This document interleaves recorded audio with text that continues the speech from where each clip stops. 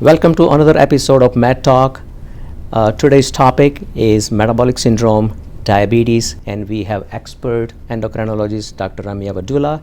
Dr. Vadula earned her medical degree from UMDNJ and her internal medicine training and chief residency at St. Peter's University Hospital in New Brunswick, New Jersey. She completed her endocrinology fellowship at Dartmouth Hitchcock Medical Center in endocrinology, diabetes, and metabolism. Additionally, she earned her master's in public health and preventive medicine degree from Dartmouth Institute for Health Policy and Clinical Practice. She is currently the section chief of endocrinology at Penn Medicine Princeton Health and holds the position of associate professor of clinical medicine at the Rutgers Robert Wood Johnson School of Medicine. Dr. Vadula currently practices at Princeton Medical Group in Princeton, and she has offices in Princeton, Plainsboro, and Monroe. So welcome, Dr. Vadula, to Med Talk. Thank you. So can you tell us what is metabolic syndrome? There is a lot of talk about metabolic syndrome, and people need to understand what is metabolic syndrome and who are at risk of getting metabolic syndrome. Sure. So metabolic syndrome is basically also known as syndrome X sometimes, or insulin resistance syndrome, where there's a few things that characterize it. Abdominal obesity, which means people carry a lot of weight around their abdomen. People can have abnormal cholesterols, like having low good cholesterol and high bad cholesterol. Sugar issues, where their sugar is a little bit bad, but sometimes they can have diabetes. And obesity. So those characteristics compromise a constellation of symptoms called metabolic syndrome. It is very prevalent, and it is increasing in prevalence throughout the world, leading to many issues that plague us all the time. Some examples can lead to type 2 diabetes, pre-diabetes. Gestational diabetes is when women develop blood sugar issues during pregnancy, heart disease, kidney disease, I can go on. So it's a very important thing to take care of. So it's that basis, that's the foundation that sets precedents to a lot of medical issues that come up. Does the definition related to BMI issues? Sure. The definition can be related to BMI issues. So BMI means body mass index. It's basically is a term used to determine, if someone is a proper weight to their height. So the higher the BMI, like for example, 20 to 25 is normal. You probably hear doctors talk to you about all this time. 25 to 30 is overweight, and 30 and above is considered different levels of obesity. Now, you have to keep in mind, as you were asking me before, with the different populations, for the Indian and South Asian populations, the BMI is different. It's classified differently. Actually, it's lower. So at 20 to 25, that's actually considered overweight for us. And then 25 to 30 is actually considered obese. So that plays a huge role because weight management plays a big role in trying to offset a lot of these things. So the Indian population, for example, or the Southeast Asian or subcontinent populations develop a lot of these metabolic conditions much earlier on.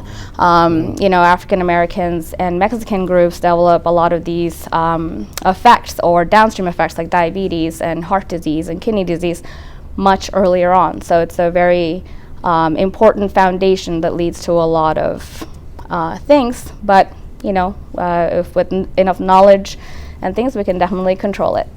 So you talked about basic metabolic syndrome definition and who are at risk. So what conditions can it lead to someone in the future if they develop metabolic syndrome? What happens to them? Sure.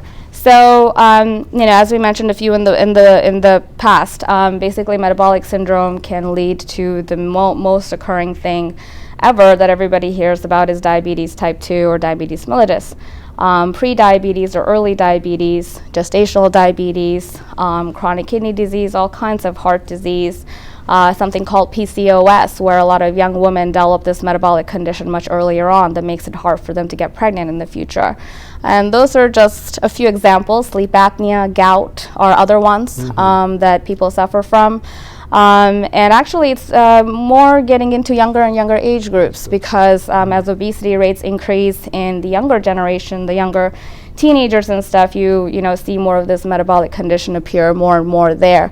Actually, recent data actually showed that women are presenting more with this metabolic condition than men are, and populations like African American, Mexican Americans are more susceptible.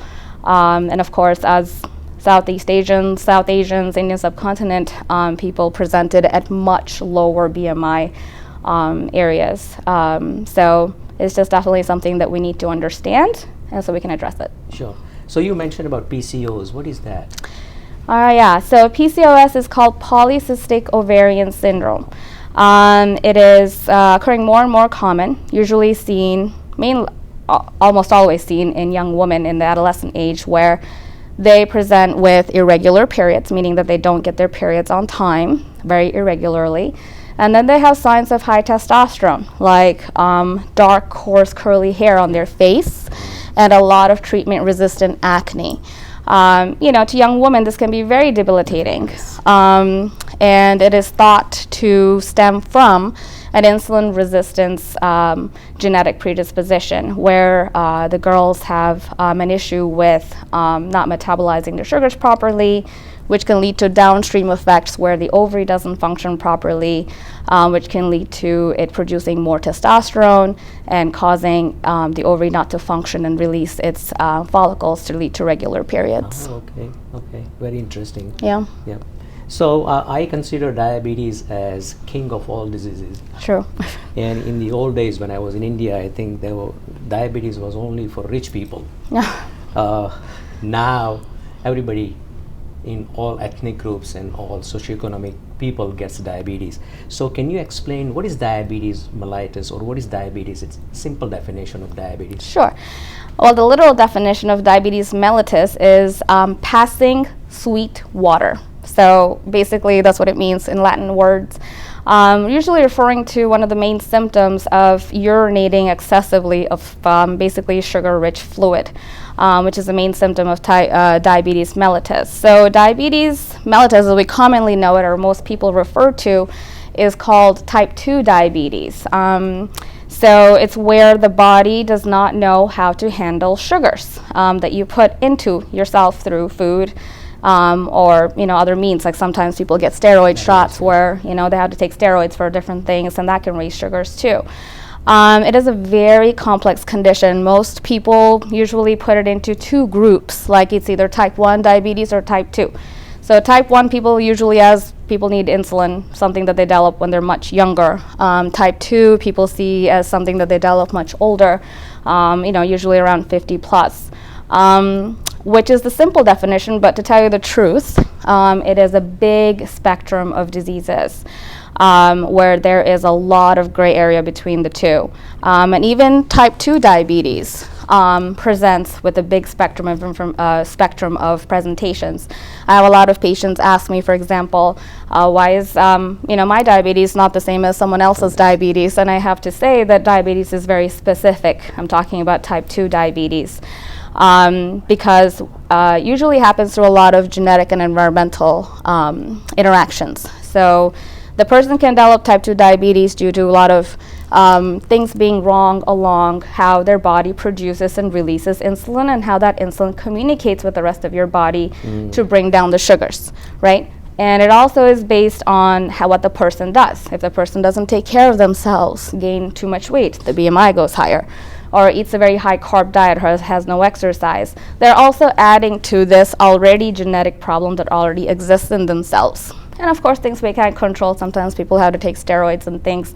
All basically contribute to type 2 diabetes. And that's why it's a big spectrum, because people can have lots of these things in common, causing this condition, and not any one simple thing.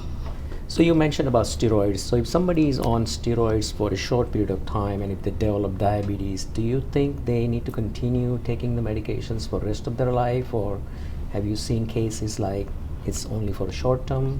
Sure. So I see lots of patients in my practice for taking steroids for various reasons. Some of them take it as a part of cancer therapy, sometimes take it for lung diseases. Sometimes people take it as injections for joint conditions.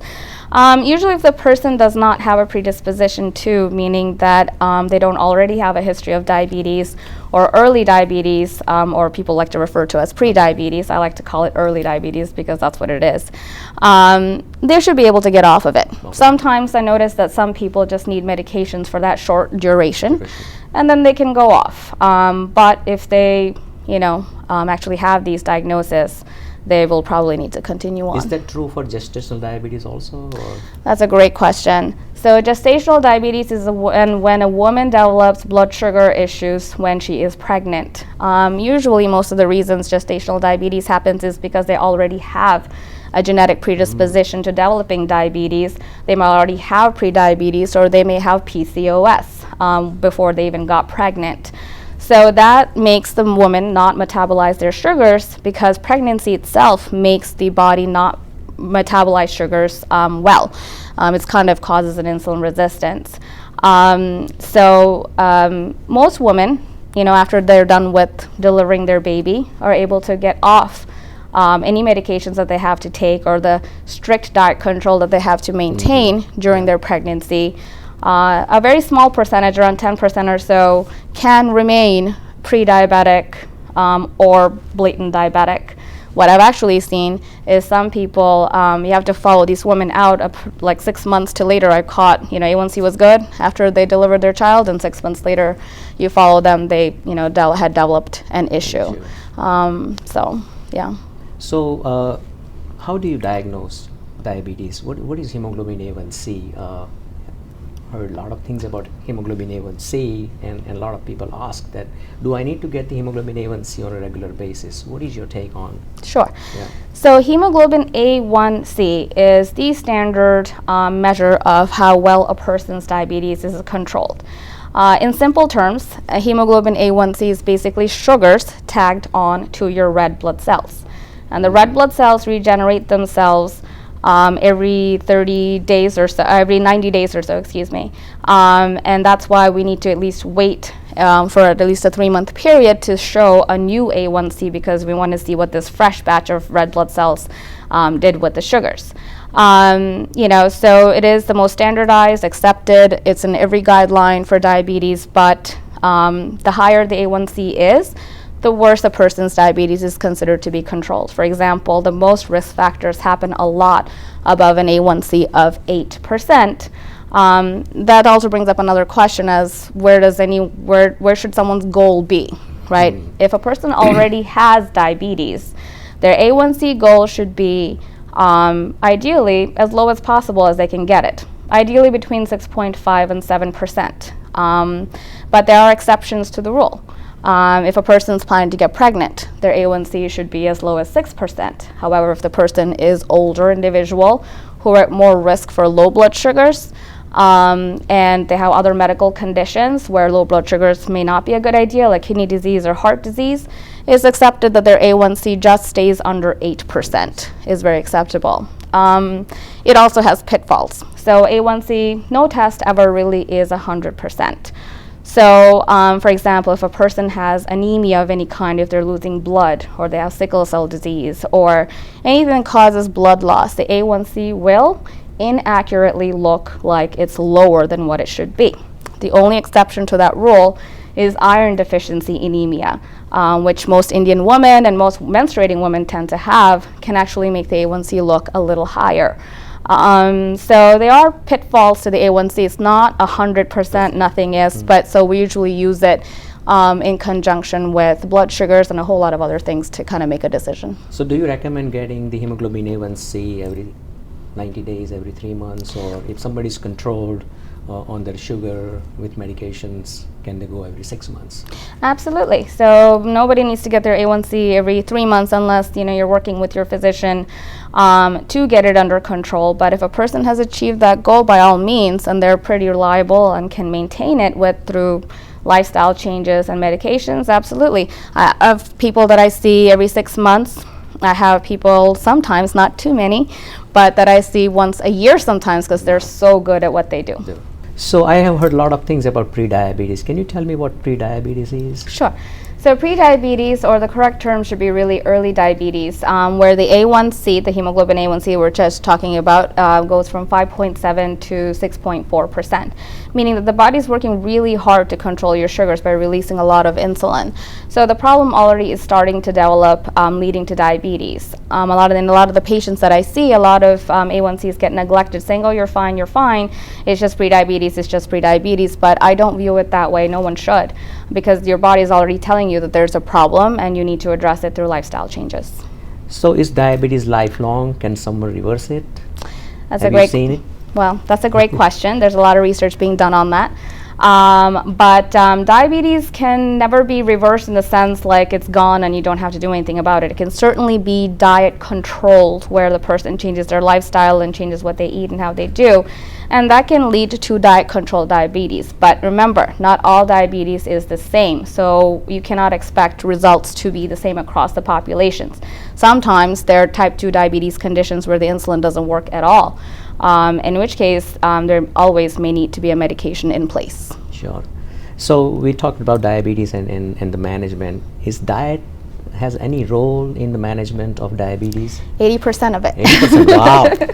So diet is extremely important in helping any grade spectrum of diabetes, especially in a lot of the ethnic populations like Indian, Filipino, Asian populations. Carbohydrates tend to be a huge part about it. And especially, with people moving closer to cities and having access to more fast foods and everything, we're eating more and more processed carbohydrates, which are basically breads, pastas, rices, fruit. A lot of people forget fruits are carbs. And more than we can possibly need for our daily functioning in our body. So all this results in that abdominal obesity that we're talking about, that leads to the insulin resistance, which leads to the metabolic syndrome, which leads to the type 2 diabetes. So diet is absolutely important, and focusing more on protein, healthy vegetables, healthy fats is definitely key. So in the technological advanced world, we have a lot of information available on diet, on internet and Google and you name it. What can you tell us about the keto diet, intermittent fasting? Sure. Does that work? So so those are the two keywords that I hear a lot. What about the keto diet? What about the intermittent fasting? So keto diet is basically cutting out all carbs from your diet and just basically focusing on protein and fats, which is very difficult to do. And it may not fit everybody because it can lead to high cholesterol. So intermittent fasting is where you don't eat for long periods of times, where you force your body into mobilizing the fat stores and burning them. Again, not a good fit for most people. So it's very specific to person independent. So someone who's taking multiple doses of insulin and who needs it, you wouldn't let them fast all day long. That's a bad idea. Yeah. So it's a discussion to be had with your physician to determine if this is what will fit your particular nature of disease. In terms of resources, most of the patients and people that I talk to said someone said here, my neighbor said this, my uncle said that. That's all wonderful. Everybody will have absolutely every single opinion, and they will give it to you whether you want it or not. So, but the good resources to go with is definitely work with your endocrinologist, work with your physician, listen to what they have to say. We spent many years and hard work, learning these things, so we know what we're talking about, as well as the American Diabetes Association, the Endocrine Society. They both have great resources, very patient-friendly, to give you all the real information. Sure. So in our general practice, a lot of diabetic patients ask, can I stop my medications? My sugar is controlled. My hemoglobin A1C is fine, 5.5, 6. Why do I need to continue taking the medications? So that's also a very frequent question that I get in practice. It is not a bad question, it's very valid. So it really depends on what you have given. If you played your role as a team player, change your lifestyle, exercising and eating better and contributing to your control of blood sugars, sure, taking off medications, taking off maybe not all medicines, because remember I did say everybody's diabetes is different. Some people may still need some medication, but it is very possible to be able to cut down, or in some cases go off all medicines if you help and control your lifestyle. So do you see in your practice in certain populations that if they are taking insulin, there is a taboo or they want to hide that they are taking insulin? Do you see that? Absolutely, I do. It definitely exists in our Indian population for sure. A lot of Asian populations, even in Caucasian populations, I see insulin is seen as a taboo. Oh my God, my diabetes has progressed to needing insulin. I understand why people would look at it that way, but I would see insulin as more of a medicine that you need to control your diabetes, and sometimes that's what people really do need instead of the 5 other oral medications that they may be taking. So it is a medication. It should be viewed that way. It should not be a taboo. It's not going to kill you or give you cancer or fail your kidneys. If you don't take it and if you do need it, then all those bad things may happen. But it is a medicine. Yes. It is a life-saving medication. So if the patient need advice on diabetes and diabetes management and the lifestyle changes, who should they counsel or who should they see? So there's a ton of resources, again, like the ADA and the Endocrine Society, your local endocrinologist, as well as working with a nutritionist to work on your diet plan. Sometimes people prefer to work with their ethnic type of nutritionists that are more geared towards a person's particular diet habits. Yes. To understand that better. So, and a lot of hospitals and offices host an education programs, exercise programs. So it's going to be a big team effort. Team effort. Yes, yes. Yep. So what will be your take-home message for the patients, or the patients are at risk, or for the viewers of our show? What do you tell them if they are diabetics or if they are at risk?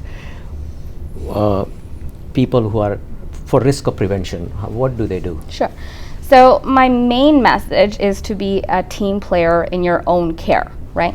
So if your doctor is helping you with your medications, trying to determine what's good for you, what's not good for you, you also have to take part in your own care. It is not an external thing, it's an internal thing. You have to try your best to work on your lifestyle in terms of what you eat, what you do, how you exercise, and how you take care of yourself, and how you follow up with your doctors.